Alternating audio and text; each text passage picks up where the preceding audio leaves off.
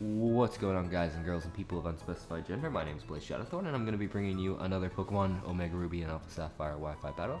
Using the same team as the last one against Dennis, this one's going to be against Seaslug. He does have a YouTube channel. I will link it down in the description below. He makes some pretty prime content. You should definitely go check him out. But yeah, looking at his team, he's got that Volcanion, which is definitely a big threat. He's got the Weavile and Landorus, which are big threats. Like, pretty much his entire team is just big threats. And if you watched my last Wi-Fi battle, you should know my team, so you should know I got some threats. So it's threats on threats, which is nice. So, gonna be leading off my Gengar as he leads off with his Landorus. Right here, I'm at a crosshair. Whether I stay in here, risk him being scarfed and die out to a knockoff, or predict him to overpredict, having him U-turn out, or me just clicking Shadow Ball. But I decide there's no real reason for me to risk anything when I have my Garchomp right here.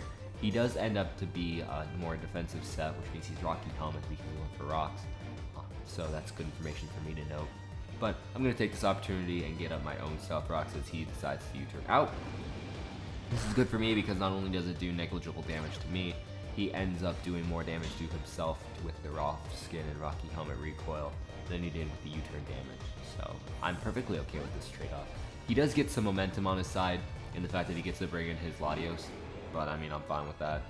Now right here, I thought about it long and hard, and I would have loved to stay in here and have him overpredict, but in the end, I really couldn't risk him just not dropping a Draco on my face and just like destroying my soul, which is what he ends up actually doing. I thought for a moment long and hard about this, and I thought, nah, he's gonna predict me, but he ended up not. So it would have sucked losing Garchomp, especially that early in the game, because it would have done a lot. But I'm able to take the Draco Meteor, which is nice, and then he's just going to default both of his rocks, my rocks and his rocks away, so I still have my rocks setter upper, he has his rocks setter upper, so I mean, we're both has the capability of setting up rocks back on the field. But anyways, I don't know what I'm saying there. All I know is I was able to U-turn, Banded U-turn kills the Mighty Dragon, so I'm gonna go right back into my rock setter upper. This is sort of to bait the Weavile, because as soon as that Weavile goes down, for sure I can destroy souls. But right here, I did end up making a ballsy play, staying in, predicting him to go for the knockoff, expecting me to bring in my Keldeo. And I just stay in here, eat the knockoff, and set up my rocks. So, he pretty much did me a favor with that defog and getting rid of my rock, the rocks on my side of the field, and I'm able to set my rocks back up on his side, which is great. And now what I'm going to do is I am going to bring back in my Keldeo on the Ice Shard. I was kind of surprised he went for Ice Shard, to be honest. I thought he would have went for like an Icicle Crash or something, but oh, maybe he doesn't even have Icicle Crash, I don't know. But anyways, he is going to knock off my Choice Specs, I believe. Yeah, I'm Specs. I like Specs Keldeo. I don't know why I like Specs Keldeo so much, but I do. But just gonna go for a Secret Sword. No real reason to overpredict to go for like a Hydro. I think I have Hydro Pump on here, and I didn't want to risk the miss too. That was the other thing. So able to knock out that Weavile, getting rid of a huge threat is fantastic. He's gonna go into his Clefable. I'm just gonna click Hydro Pump right here, getting some damage off on this thing as well. I know I'm probably gonna die off to a Moonblast, but I'll be all right with that. Keldeo did its job, plus he got its Choice Specs knocked off, so it won't be doing as much damage as it would be able to do with them on. He can possibly miss attacks and stuff like that, so I take the T-Wave. Now I want to save this thing and switch fodder for later, because I know a Moonblast is coming my way. He actually doesn't decide to Moonblast, he decides to Soft Boil up in my face instead, which I'm fine with that. I'm still in the driver's seat because I can just click U-turn right here because the switch out is painfully obvious, and get some initiative on my side. So he's gonna bring out his Landers. The real question is, do I? I don't. I click Iron Head like a nub. I mean, the switch out was kind of obvious, but at the same time, I can just start Iron Heading down this Landorus, and if I don't get one flinch, I'll be happy. I'll be Gucci. But I don't get the flinch, and he is able to set his rocks back up, so. And plus, you can't really play games with a Clefable either, you know? Clefable is a pretty big threat. So, right here, we get a nice little double down. I lose my biggest, or my best Clefable check, and I get rid of a Landorus, so, I mean, getting rid of a Landorus is pretty cool. So I go into my Gengar, really hoping that he'd go into his Clefable and then it'd be sort of like the Gengar Clefable matchup. But this doesn't happen. He goes into Scizor instead, which makes me a little sad. And now right here I have to think, is this going to be the random Scizor that carries the random Pursuit that nobody ever carries anymore, but I know exists because they used to? And I'm going to switch out and I'm going to die off to a Pursuit. So I stay in here because I was really fearing that. But he doesn't carry the random Pursuit. He is like everybody else. He simply doesn't have it.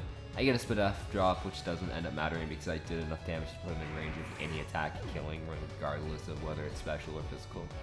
So that's that. Going to Blueberry, gonna click Volt Switch right here. I don't see any reason why not. I got rid of his only ground or Electric Immunity in Landorus, so gonna click Volt Switch right here. Even if I didn't get the special defense drop from Shadow Ball, it would have killed regardless. So that was that. So Volt Switch gets some initiative back on my side. Unfortunately, the dream of having the Gengar versus Clefable matchup is gone. So I go into the next best thing, which is my Garchomp. Again, to sort of bait the Clefable switch, because I knew it was coming. And it does. It does come.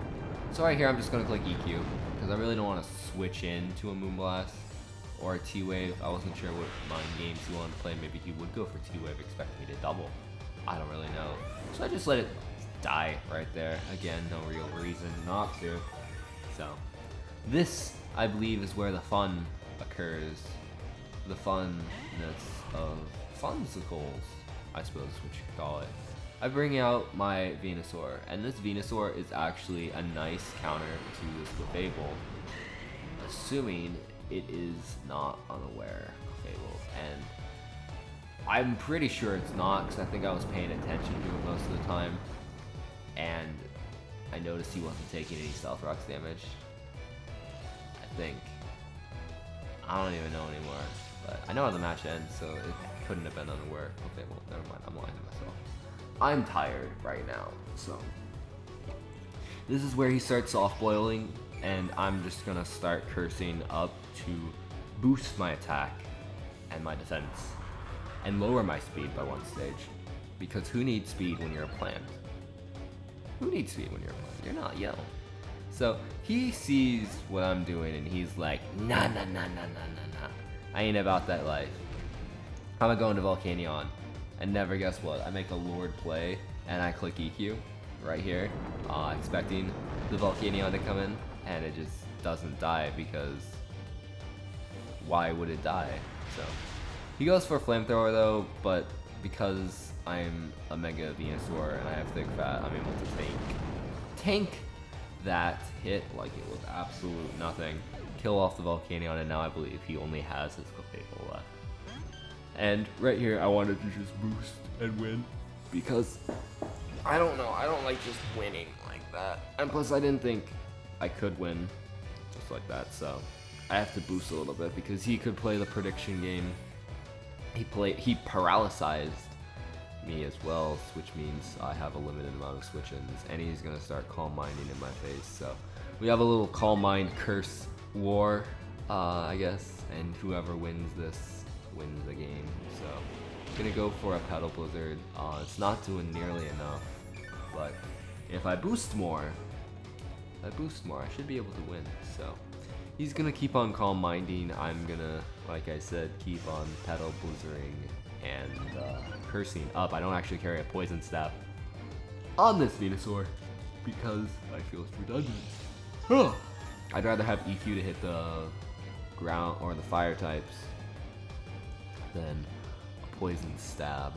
So once again, this Clefable just keeps on Calm Minding, and I believe this is where I finally break out of paralysis and I go for a curse of my own. Because I see the only way to beat this Clefable is to play the boost war. I do have a significant advantage in the fact that his only attacking move is Moonblast. I resist this, and I'm max HP, max special defense. So, as you can see here, he's gonna go for the Moonblast. He's at like +3 or +4, I can't even remember. I lost track. And that did absolutely nothing to me. And I'm able to go for a Petal Blizzard, and that's doing a lot of damage to him. So it is looking like it is going to be a snack wrap for me. But As you know, in the last game, I have been known to choke games away when I have it in a snack wrap, so who knows? Gonna synthesize right here, though, as he, I believe he went for a soft boil. I don't even know. My eyes are playing tricks on me. What turn is this? Where am I? What am I doing here? Why am I speaking to a microphone? I don't even know. He's gonna calm mine, though. Trying to boost all the way to +6. Because really, his only way of winning, I think, is to get like 6 pairs in a row and get like a couple of crit Moonblasts. So, who knows? It could happen. Could not happen. Who knows? So, he's gonna soft boil again. It's not really stall. It's just his best play. So I'm not too upset at it.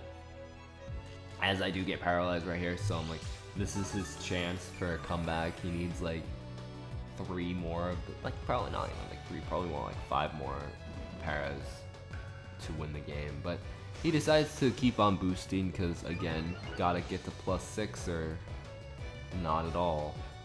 So I'm gonna curse because I know I saw at the range of HP that my Petal Blizzard was doing. I need to do enough to where I can just knock it out entirely and not give it a chance to recover.